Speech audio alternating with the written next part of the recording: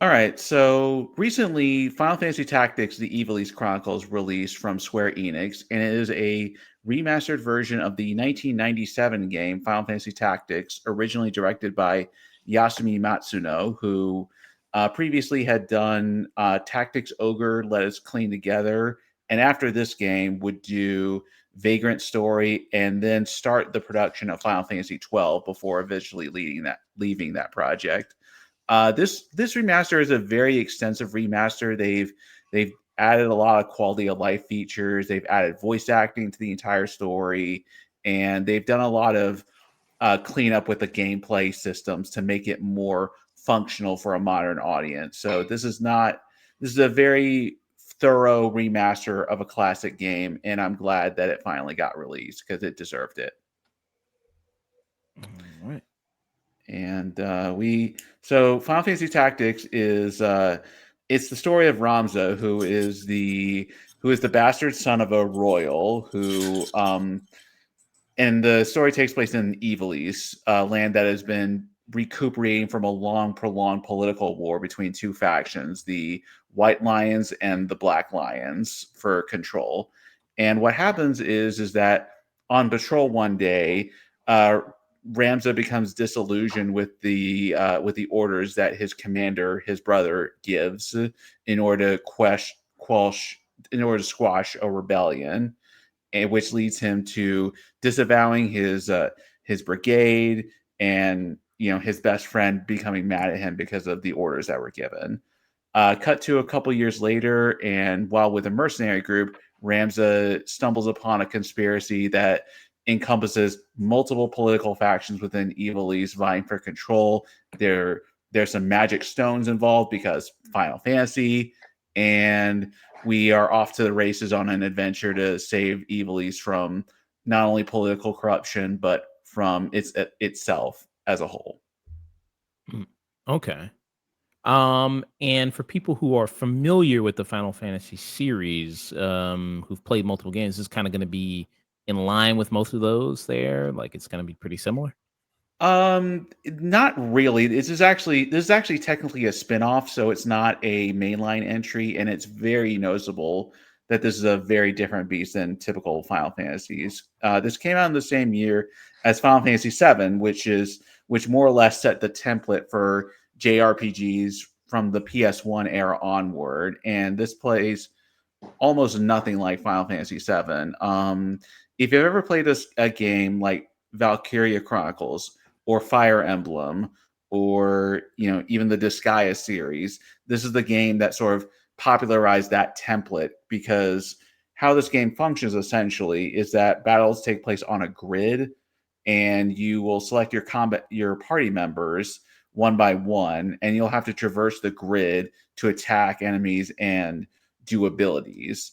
And this is very different from typical turn-based RPGs where positioning doesn't really matter, and you can just click like attack or use cure or use fire or whatever. In this game, you have to move your allies around the tile and select abilities, and think a lot more strategically about how you conduct combat, because this game is no joke. It is legitimately a very challenging game, and it will force you to not only develop your characters in unique ways with the job system that I'll get into in a little bit, but also force you to think about how you position those characters, how they interact with your team and the enemies, and really forces you to think more strategically. It's more like a chess game than a checkers game, just as a comparison. Mm, okay. It's chess, not checkers. Okay. Right, Um, exactly. You got to think the entire time you're playing it. and what system did you end up playing this on? I played it on the PS5. It's out on pretty much every system now: PS4, PS5, Switch 1 and 2, Xbox, and PC. So whatever your platform of choice, you have access to this. Okay. And how large is this game? Just in terms of all the things that you could do. How many hours did you dump into it? Okay, so the game is pretty extensive. There's not an open world or anything like that. So more or less, there's like a world map screen, and you'll go from like one town to another, like more or less moving to a different tile. And so there's not really a lot of exploration or anything like that, but there is a lot to do in each, not only in each battle, but each settlement has different, you know, stores you can go to. They have different errands you can run, which gets you more items and stuff like that. And hours wise, this took me around 35 hours to complete. And this was me mostly focusing on the story and doing a couple of side missions. Towards the end of the game, there are a couple of side missions where you can recruit secret party members, including characters from mainline Final Fantasy games. So that's fun. But those side missions don't really take a lot of time. They're at most maybe an hour long grand total. So it is a very streamlined and focused game, but within that streamlined nature, there's a lot to it. Okay, so it's much more of a linear game than open world game, you'd say. Yeah, yeah, Okay. it's very linear. There's not really any point where you're going to be confused about where to go and what to do. Okay, because I know it can be overwhelming for some people. Some people don't like the huge open world experience there. It can be kind of daunting. Okay. Oh, you go ahead. Right. And what I will say, the best part about this game is its story. The story is legitimately great. Is I would say one of the better Final Fantasy stories in general.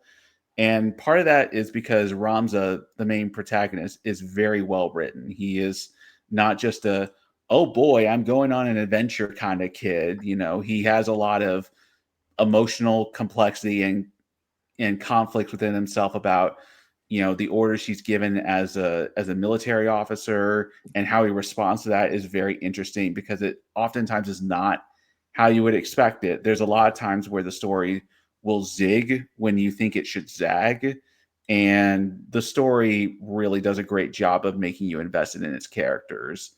Unfortunately, the weakest part about this game is the gameplay. It is an extensive remaster, but they didn't really do a lot. They didn't do enough, I think, to really address some of the problems with the gameplay, though. Mm, okay. What is the issues? Is it too stagnant? Is it too kind of rigid? Is that the issues with the gameplay? The problems with the gameplay are when I say problems, they're not like deal breaker problems, but they are noticeable. The biggest problem I have is I just think the game's balance is really wonky. There's not really a great succession of challenge because the first two-thirds of the game feel like they should. They're challenging, but they're not overwhelming. But then you get to the last third, and it just straight up feels like there's a bunch of BS going on with these fights. There's there are bosses that just feel like they break the rules of the game just because there's a lot of stats effects going on. And just as an example, there's a boss fight with these twin assassins, and the first time you fight them, you think, all right, well they charm your army, so put accessories on to negate charm. Oh, you fight them again, and instead they turn you to stone. So it's just like it just feels like a lot of fights you just can't win, or you kind of have to cheese out because it just feels unfair. And I understand that's a sort of an old school design decision, but at the same time, it feels cheap and like the game is cheating, unfortunately. The only other portion is the camera, weirdly enough, because the game takes place from an isometric view where you sort of are doing sort of a 45-degree angle top-down view. And because of the way the scenery is designed, where you have buildings and ledges you can climb and stuff like that, there are often times you can't really get a good view of what is going on because you'll rotate the camera and it'll only rotate in 45-degree angles. So there'll be times where luckily there's a top-down view that you can use to mitigate this, but at the same time, there were several points in the game where I just felt like I never got a clear eye of what was happening in the combat, which in a game where the tactical decision making is so important is kind of a big problem, unfortunately. Yeah. Okay. And this game here, so I'm looking at the price of it. I want to get you, is it worth it? It's 49.99. You think that's worth it there?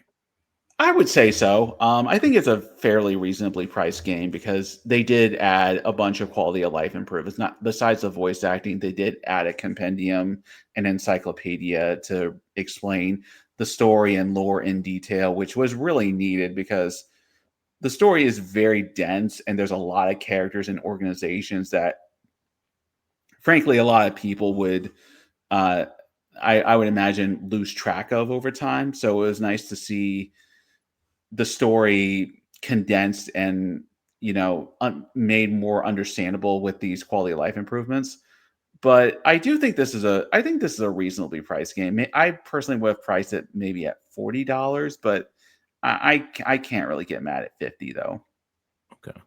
So, what would be your final rating? Thoughts?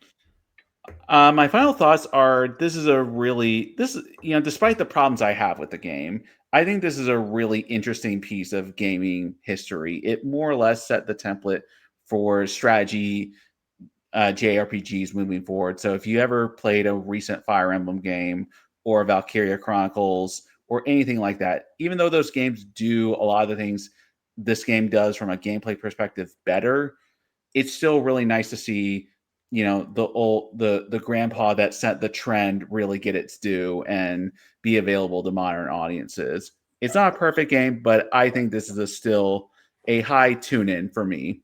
I think this is a great piece of gaming history. And if you are at all interested in Final Fantasy as a series or the genre, this is borderline mandatory to play through. So tune in for it. Okay. And these are like cutscenes here that are in the game, like these kind of, or is this for just the trailer here? Yeah, there are multiple animated cutscenes. Okay. Most of the time, there were some cutscenes made for the PSP version of the game that came out years and years ago, and I believe they just reused those and upres them, but they're in the game. Okay. Any technical issues? I know when you talked about Rogue Prince of Persia, you kind of were a little taken aback with some performance issues, even though you're playing on PS5 on such a kind of a just a 2D game there. Any issues like that? Technical issues, performance issues? Not that I can think of. The no like technical issues for me. The only thing I can think of is more like just a gameplay thing because some of it's more about the gameplay issues more than the technical aspects for me. Okay, well, that's good. No issues or interruptions there. So Neil gives a high tune in to Final Fantasy Tactics there. The what's it called? The Invalice Chronicles? The Ivalice The Chronicles. Ivalice Chronicles there. Very nice. Thank you so much, Of Neil, for course. that review. Happy to do it.